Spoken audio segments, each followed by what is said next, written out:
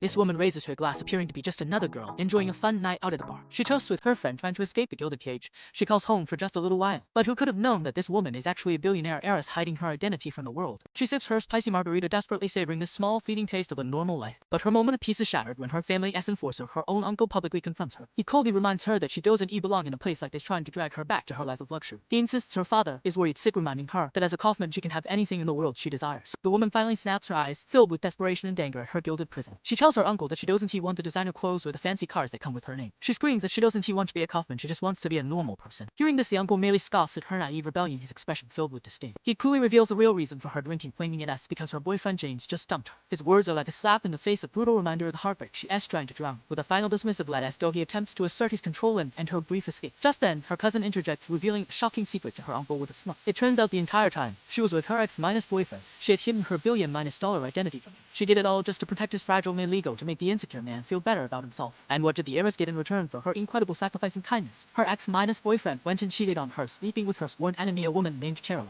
Her cousin tries to cheer her up, suggesting she should now use her heiress status to her full advantage. You can have anyone you want in this club, she says, encouraging a night of reckless fun. But the woman is terrified, believing that if anyone knew she was an heiress, they would just try to take advantage of her. Meanwhile, in another part of the city, a handsome man complains to his loyal assistant. He simply cannot understand why his mother is so bent on forcing him into an arranged marriage. He has absolutely no interest in marrying some spoiled little rich girl he never even met. As fate would have it, the man and his assistant have been given the wrong address for their meeting, and they walk right into the same bar where the heiress is currently drowning her sorrows. The next thing he knows, the drunken woman stumbles, splashing her entire drink right into his face. The woman stares in shock, not at the mess she has made, but because she thinks he asked the bartender. She stumbles again, and the man, dripping wet, has no choice but to catch her in his arms. They are suddenly face to face, an undeniable spark igniting between them in the chaotic moment. With a playful smirk, the heiress looks up at him and asks if he is trying to take her home tonight. However, she quickly follows up by saying she is not interested in his rugged businessman look, adding to the confusion. The man is utterly baffled when his assistant points out the obvious: she thinks he has a male escort. She then brazenly calls him a callboy and demands that he owes her a brand new spicy margarita. Furious at being mistaken for an escort, the man lashes out with a biting insult. He accuses her of being just like every other low-class gold digger he has ever met in his life. He claims she was trying to get into his wallet, completely misreading the entire situation. The heiress is shocked by the accusation and mockingly asks if his cheap suit is what made him think she is a gold digger. She offers to buy him a new one, but he scoffs, telling her she could never afford a replacement. Just as their argument escalates, the woman's ex-boyfriend James arrives with his new fiancée Caroline. The tension in the room immediately skyrockets as the rival smugly greets the heartbroken heiress. The heiress's loyal cousin immediately steps in to defend her, not holding back her contempt for the rival. She calls Caroline a backstabbing snake, making it clear that this feud has a long and bitter history. The rival, completely unfazed and cruelly dangles her new engagement ring in the woman's face. The ex-boyfriend simply asks, "How are you?" as if he just shatter her heart into a million pieces. The woman is left speechless, utterly devastated by his cold and callous indifference to her pain. The heiress fires back, accusing her rival of stealing boyfriend since their high school days. But Caroline just laughs, telling her, "You just lost the game, doll face, I play better than you." The rival then proceeds to mock the woman for being single, kicking her while she